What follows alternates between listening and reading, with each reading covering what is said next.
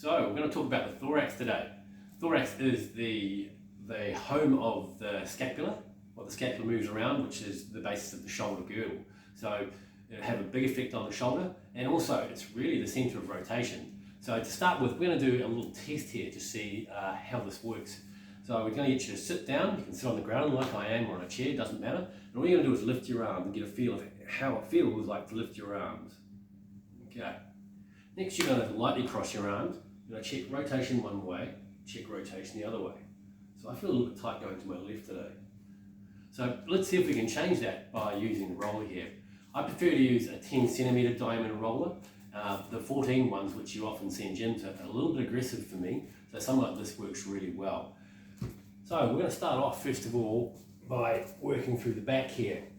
And we're going for the tightest muscles that you can find in your back. For me, it's right there.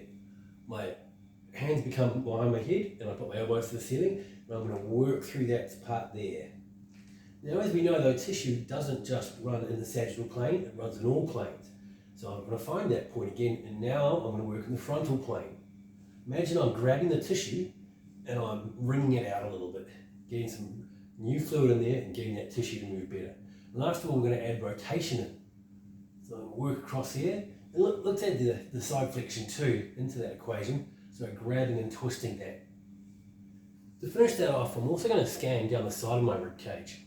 So if you think about the rib attaching to the vertebrae, if you work on the side of the rib cage, well, first of all, there's a lot of muscles that attach to there and a lot of tissue, but as well, that gives you really good leverage on the vertebrae. So I found I've put a bit there that's a bit tender. So I'm going to breathe in there. Notice I'm using my hands a lot. This shouldn't be super painful. And then I'm just going to scan my other side now.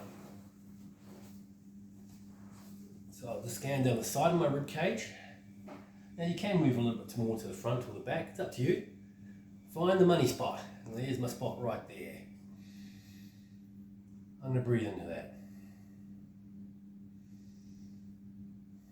And let's see how that affects shoulder movement and rotation. So let's have a bit of a retest here. Well, I'm taking out, that's a lot different for me. And that's a winner too. So check that out. If it does good things for you, add it into your warm-up routine. Enjoy.